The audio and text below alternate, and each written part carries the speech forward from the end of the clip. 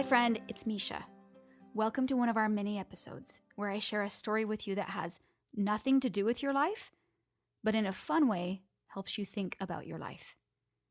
I believe when we can look at our life in an abstract way, it can help open up insights about ourselves that we have never seen before. Let's jump in. Today's story is called Somebody Loves You, Mr. Hatch, and it's a summary of the children's picture book by Eileen Spinelli. So it's a great one to grab for your family to have on hand. Mr. Hatch was a tall, thin man, and he did not smile. Every single morning at 6:30 sharp, he would leave his brick house with his head down, and he walked 8 blocks to the shoelace factory where he worked. At lunchtime, he always ate alone. He sat in the corner and ate his cheese and mustard sandwich, and he drank a cup of coffee. After work, he would make 2 stops, at the newsstand to get a newspaper and at the grocery store to get a fresh turkey wing. After supper, he read the paper, took a shower, went to bed early. Everybody always just kind of said, Mr. Hatch keeps to himself. One Saturday, Mr. Hatch stepped out onto his porch, and Mr. Goober, the postman, brought him a great big brown package. Mr. Hatch had never received a package before, and he opened it with excitement. And when he did, he found a huge heart-shaped box full of chocolates and a tiny little note that said, "Somebody loves you." Mr. Hatch wondered and wondered, who would send this to me? He was all alone and he had no friends, and yet someone had thought of him. Someone loved him. Well, he tried to go on doing the chores in his house, and he kept peeking around the corner to see if that box was real. And every time he saw it, he just welled up with excitement, and he started to dance, and he laughed out loud. He was so full of happiness. So he decided to go change his shirt and clean up a bit, and he went out for a walk. And as he went out for a walk, he had on his mind, maybe I will meet the person who sent me the candy. And of course, no one had ever seen Mr. Hatch looking so happy or smiling, walking around all spiffied up. So everyone was very shocked. Mrs. Weed tripped over her dog, Mr. Dunwoody nearly fell off his ladder, and Tina Finn spilled all the toys out of her wagon. And Mr. Hatch just waved hello to all of them. On Monday, when he went back to work, he decided to take the great big box of chocolates, and he sat in the middle of the table, and he passed out chocolates to all of his friends now at work. And he started to talk to them, and everyone was so shocked. On the way home, Mr. Hatch stopped at the newsstand, and he said, I think I'll have a pack of mints with my paper. Mr. Smith was also shocked. Was that you speaking, Mr. Hatch? Indeed it was, said Mr. Hatch. I said I would like a pack of mints, and if you don't mind me saying, Mr. Smith, you don't look very well today. Mr. Smith recovered from his shock, and he said, you know what, you're right, I don't feel well.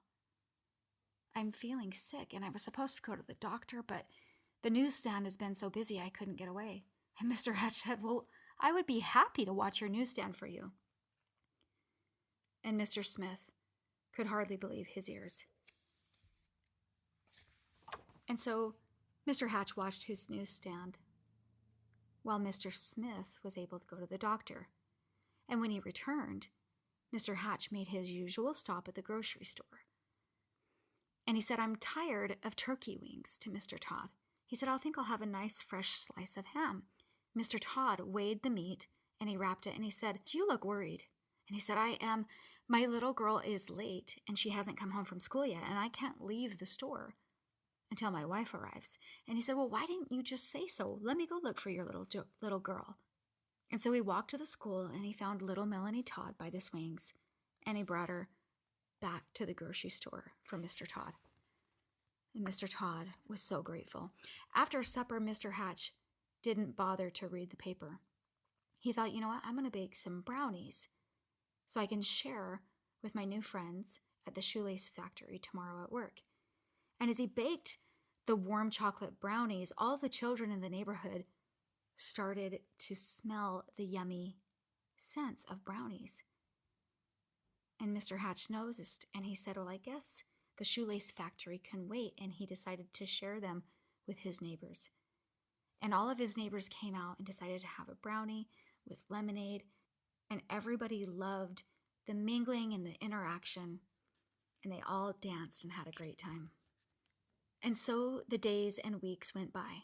And when Mr. Hatch wasn't smiling, he was laughing. And when he wasn't laughing, he was helping someone. And when he wasn't helping someone, he was having a party in his yard or on his porch. He seemed to have forgotten about finding the person who had sent him the mysterious chocolates. Well, one afternoon, Mr. Goober, the postman, came to his door, and he was very serious, and Mr. Hatch, he could tell that he felt very sad. And Mr. Goober said, Mr. Hatch, I made a mistake. Remember the package that I brought to you? And Mr. Hatch said, well, of course. And he was starting to feel uneasy. He said, I don't suppose you still have it, do you? And he said, well, I have the box, but all of the chocolates are gone. Why do you ask? And he said, oh, I'm afraid to tell you I delivered it to the wrong address. I was supposed to go to another house. Mr. Hatch remembered, oh yes, I was so excited I just tore the paper off. I didn't even read who it was addressed to. He said, oh, I hope your supervisor won't be too angry with you. And he gave him the empty box. As the postman was heading down the sidewalk, Mr. Hatch remembered, Mr. Goober, I forgot something. And he ran and got the card that said, somebody loves you. And he gave it to Mr. Goober. Mr. Hatch started to feel gloomy again. He was alone in his living room, and he sighed. Nobody loves me after all. Then he read the paper, took his shower, and went to bed early. The next morning at 6:30 sharp, Mr. Hatch left his brick house and walked 8 blocks to the shoelace factory. And at lunchtime, he sat in the corner by himself, and he ate his cheese and mustard sandwich and drank a cup of coffee. After work, he stopped for the paper, but he didn't talk to Mr. Smith. And when he ordered his turkey wing from Mr. Todd, he did not smile. Nor did he pat little Melanie Todd on the head, or bake brownies, or have picnics or parties, or play his harmonica anymore.